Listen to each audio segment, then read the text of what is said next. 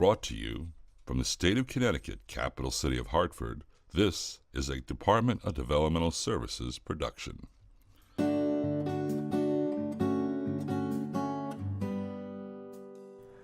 Welcome. I am Commissioner Jordan Sheff of the Department of Developmental Services. Recently, DDS entered into an agreement with the U.S. Department of Justice regarding compliance with the Americans with Disabilities Act, with specific attention to individuals who are eligible for our services who are also deaf or hard of hearing, as well as everyone else we support. The settlement called for the designation of an ADA coordinator and compliance officer. DDS's Ed Mambruno, whose background includes ADA compliance, has agreed to this important role and the associated responsibilities. A requirement from the Department of Justice is for DDS to ensure that training is available and provided to all DDS staff as well as private providers. This PowerPoint training was developed to address this need. Please enjoy the training. Hello, I am Ed Mambruno, ADA Coordinator and Compliance Officer for the Department of Developmental Services. This is a presentation on the rights of supported individuals under the Americans with Disabilities Act. The following training will provide a general overview of the ADA, what state agencies and providers need to know.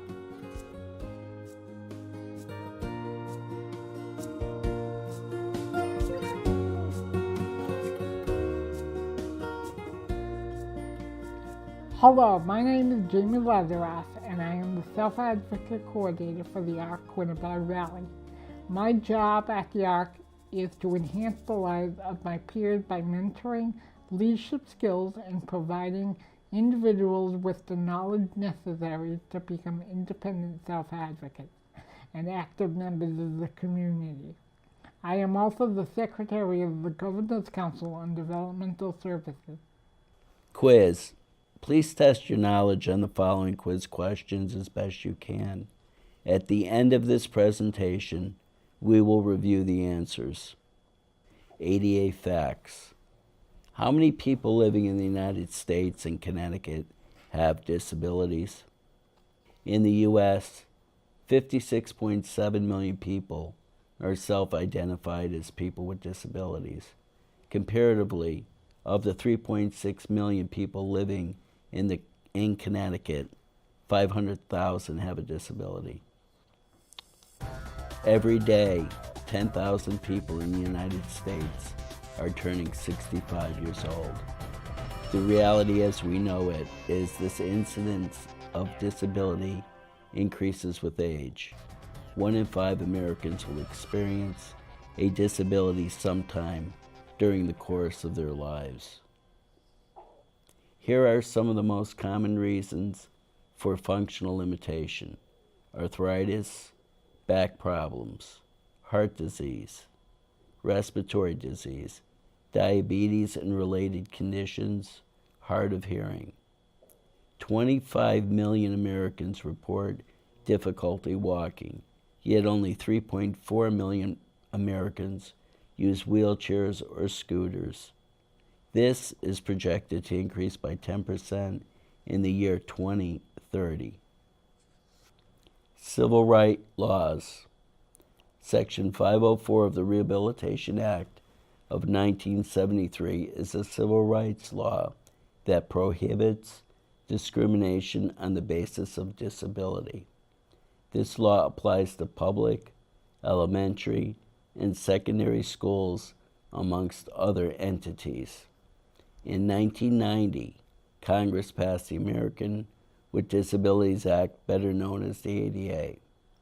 This act provides a clear and comprehensive national mandate for the elimination of discrimination for people with disabilities. This is the nation's first comprehensive civil rights law prohibiting unjustified discrimination based on disability. The ADA prohibits discrimination in employment, transportation, public accommodation, communication, and government activities. The Americans with Disabilities Act is covered under 5 titles. Title I, Employment. Title II, State and Local Governments. Title III, Public Accommodations and Commercial Facilities. Title IV, Telecommunications, and Title V, Miscellaneous.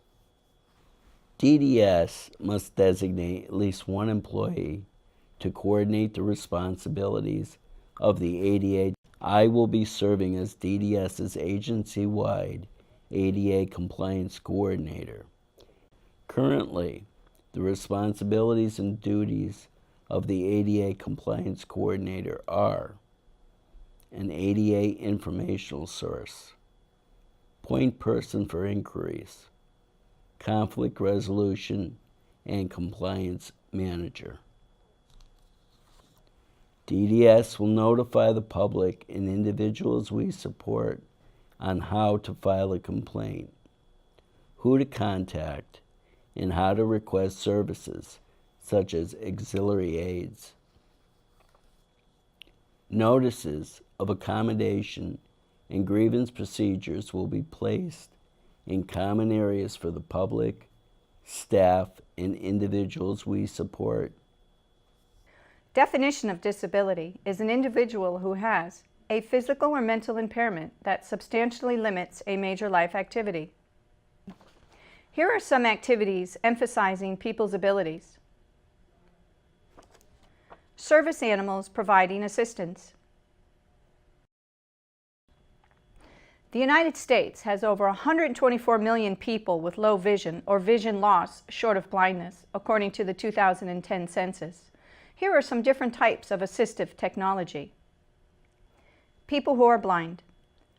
Appropriate auxiliary aids and services for people who are blind or have low vision may include services and devices such as qualified readers, tape text, audio recordings, brailled materials and displays, screen reader software, magnification software, optical readers, secondary auditory programs, large print materials, accessible electronic and information technology, or other effective methods of making visually delivered materials available to individuals who are blind or have low vision.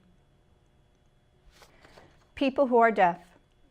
Every person has their own preferred way to communicate, particularly those who are deaf or hard of hearing. Some people may use their own version of sign language communication, but others will write messages back and forth, text, use speech, gesture, or other technologies to support their communication needs. People who are hard of hearing is the correct terminology to use instead of hearing impaired. People with intellectual disabilities. There are three broad categories of functional limitation.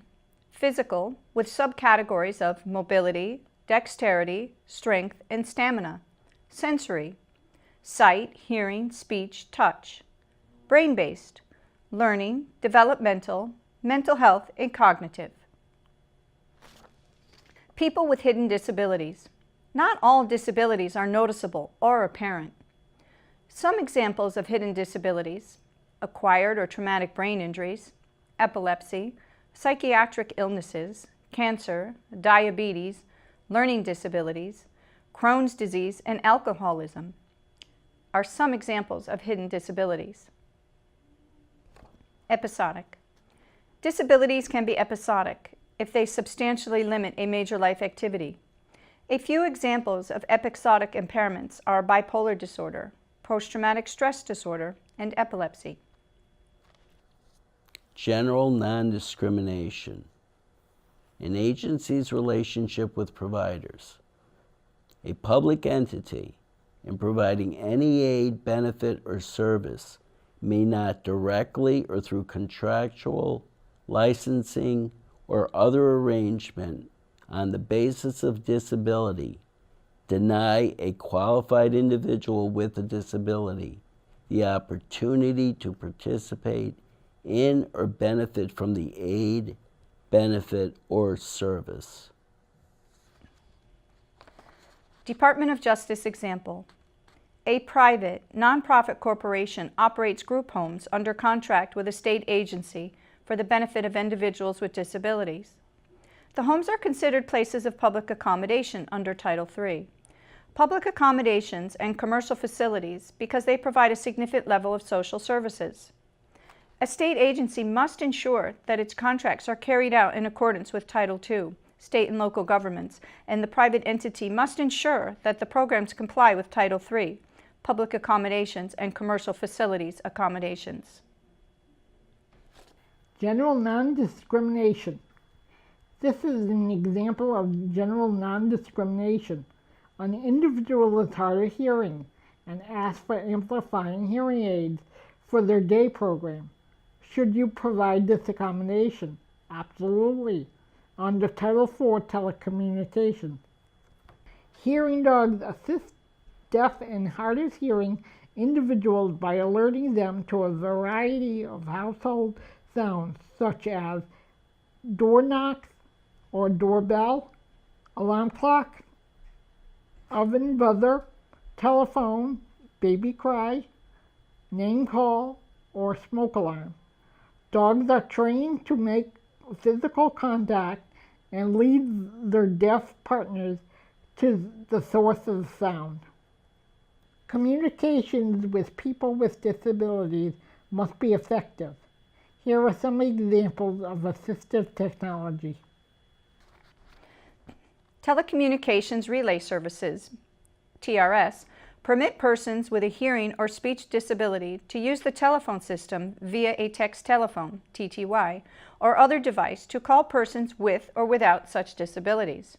To make a call using TRS as easy as possible, you can simply dial 711 to be automatically connected to a TRS operator. It's fast, functional, and free. Dialing 711, both voice and TRS users can initiate a call from any telephone anywhere in the United States without having to remember and dial a 7 or 10-digit access number. The ADA requires that people with disabilities who use TTYs or other devices have direct, equal access to emergency response services. In the event of an emergency, TTY users should call 911 directly and not make a TRS call via 711. TTY stands for text telephone. It is also sometimes called a TDD, or telecommunication device for the deaf. TTY is the more widely accepted term. However, as TTYs are used by many people, not just people who are deaf, a TTY is required at both ends of the conversation in order to communicate. TTY is the pre-internet analog phone system used for the deaf and hard of hearing. Now it is mostly used for emergency services. Communicating with people who are deaf or hard of hearing. Face the person. Don't cover your mouth. Don't turn away while speaking. Don't speak while people are reading or filling out a form. Offer to write down information and keep it simple. At the point of conversation, don't correct grammatical errors. What kind of auxiliary aids and services are required by the ADA to ensure effective communication with individuals with hearing or vision impairments?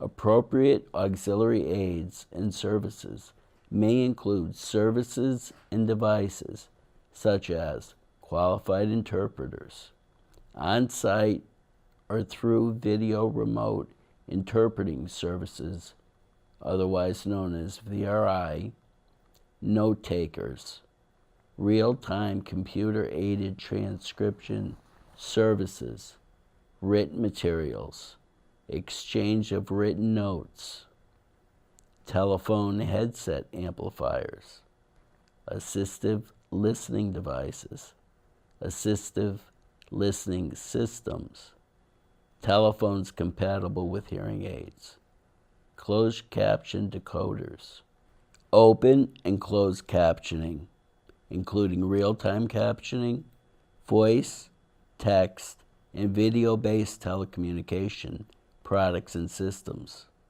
including text telephones, video phones, and captioned telephones, or equally effective telecommunication devices, video text displays, accessible electronic and information technology, or other effective methods of making orally delivered information available to individuals who are deaf or hard of hearing. Assistive listening devices. This is an amplifying logo at a science center. Places of public accommodation use this logo to let people know they have an amplifying hearing devices available for their use. While these personal sound amplifiers may help people hear things that are at low volume or at a distance, the Food and Drug Administration wants to ensure that consumers don't mistake them or use them as substitutes for approved hearing aids. These products are different because only hearing aids are intended to make up for impaired hearing. Closed captioning. The American with Disabilities Act of 1990 requires businesses and public accommodations ensure that disabled individuals are not excluded from or denied services because of the absence of auxiliary aids. Captions are considered one type of auxiliary aid. Since the passage of the ADA, the use of captioning has expanded.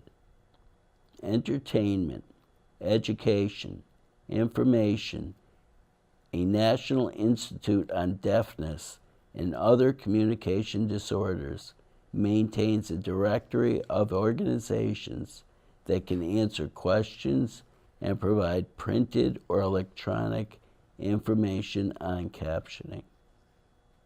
Sign language interpreters must be qualified. A qualified interpreter is one who is able to interpret effectively, accurately, and impartially, both receptively and expressively, using any necessary specialized vocabulary. An individual does not have to be certified in order to meet this standard. There are a number of different sign language systems. The most common systems are American Sign Language and Signed English. People who use a particular system may not communicate well enough through an interpreter who uses a different system. Family members are not considered appropriate interpreters because of their emotional or personal involvement and because it would be difficult to maintain confidentiality. Communication with people who are blind and have visual disabilities. What should you do? You should identify yourself. You should describe who and what is there, what you are going to do, and let the person know when you are leaving. And never pet or distract a guide dog. Remember, the dog is working. Scenario.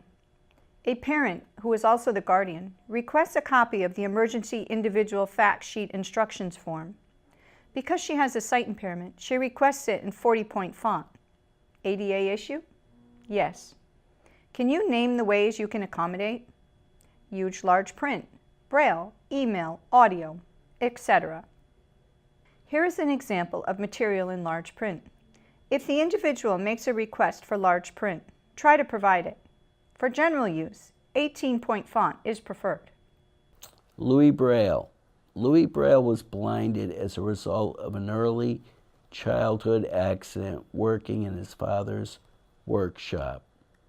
Braille received a scholarship to France's prestigious Royal Institute for Blind Youth.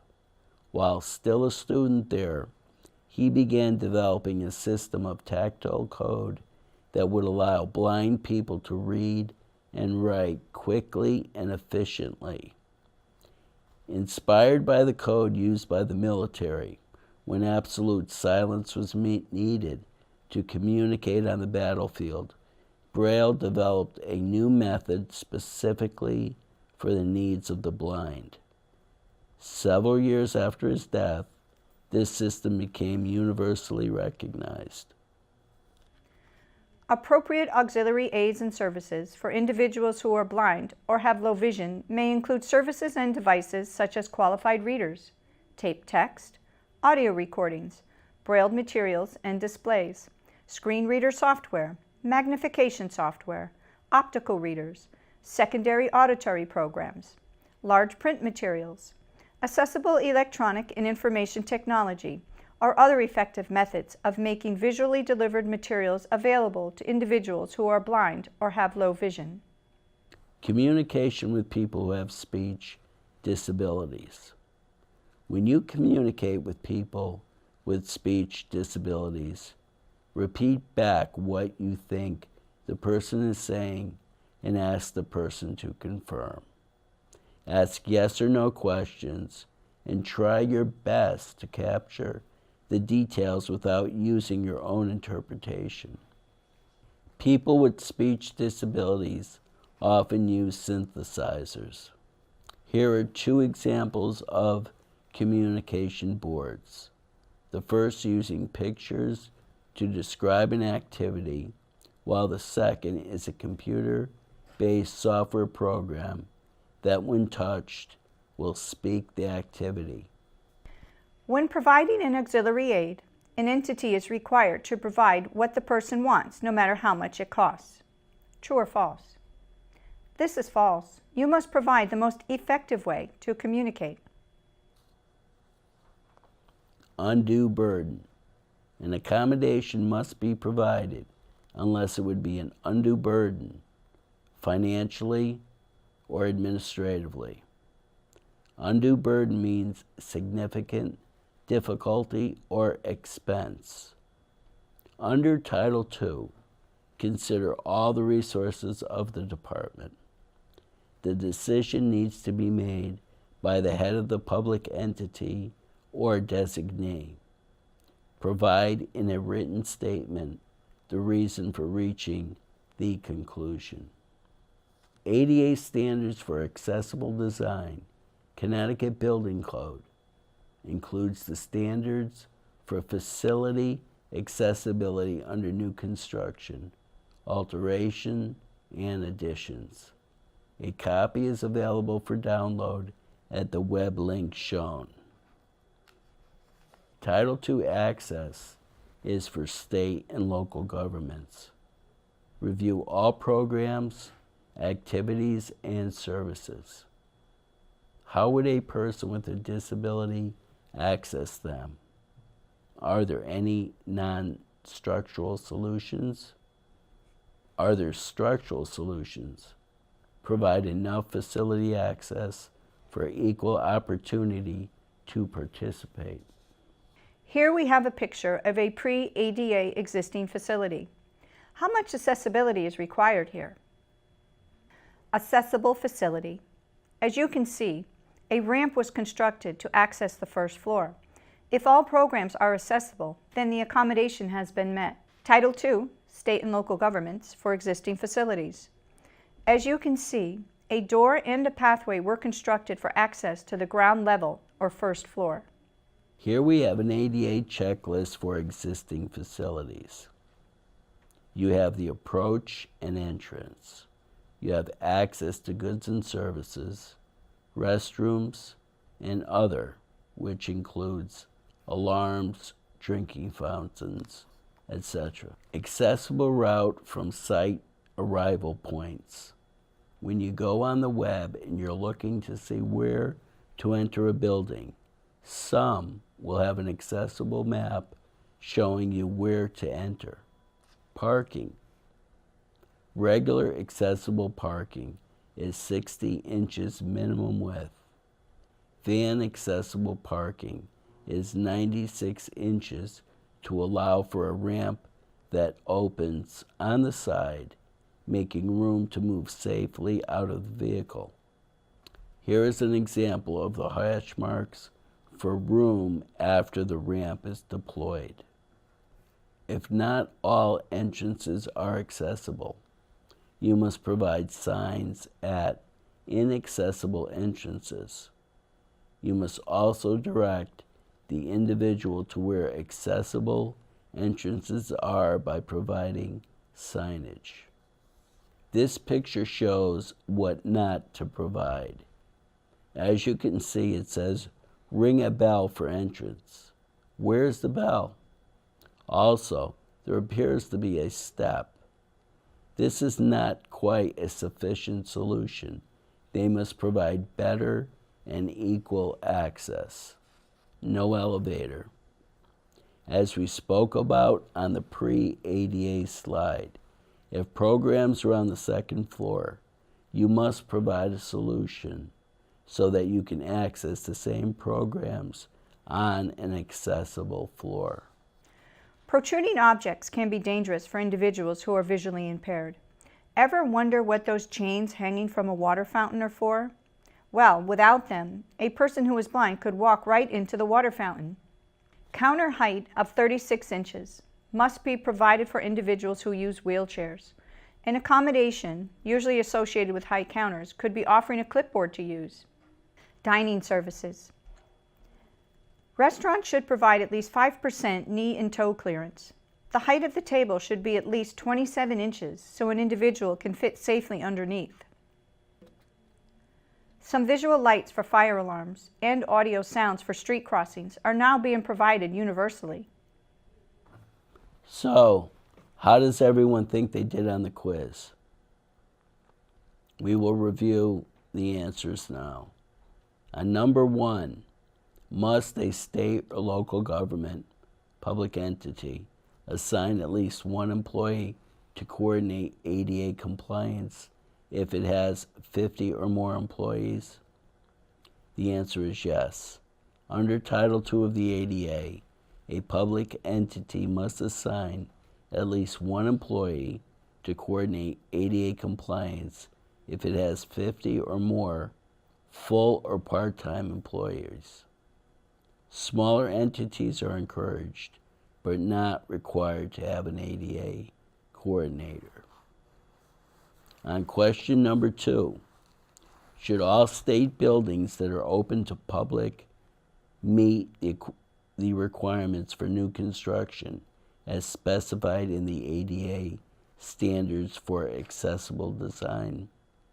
The answer is no, because buildings built before the ADA went into effect must provide enough access to ensure program accessibility. They do not need to meet new construction standards. On question number 3, the ADA is a broad civil rights law that applies to a wide range of people with disabilities, not just people who are blind, deaf, or have mobility impairments. Answer is yes.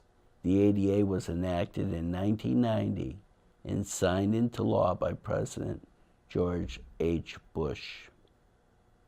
Number 4, when guiding a person who is blind, take hold of the person's wrist so the person can walk a step or two behind you. The answer, no, don't touch. Allow the person to hold your arm or shoulder. Number 5, if a person who is hard of hearing requests an assistive listening device to participate in a meeting, your department must provide the device. The answer is yes. You must ensure that communication is equally effective and provide the device, lest it would result in an undue burden. Question number 6. When speaking to a person who is hard of hearing, look directly at the person and don't cover your mouth or turn away while speaking. The answer is yes, and it is also good practice to use this with everyone. Number 7. Under the ADA, a dog, monkey, or pot-bellied pig that's individually trained could be a service animal for a person with a disability. No. Under the ADA, the definition of service animal only includes dogs and miniature horses. Number 8. States' ADA obligations are in Title II of the ADA. Yes, state and local government. Now, look at your original answers and see how you did. Thank you. This concludes the training, Rights of Supported Individuals under the American with Disabilities Act, what state agencies and providers need to know. We hope you found this training helpful and useful. If you have any questions regarding the presentation, please feel free to contact me or the regional liaisons. Thank you.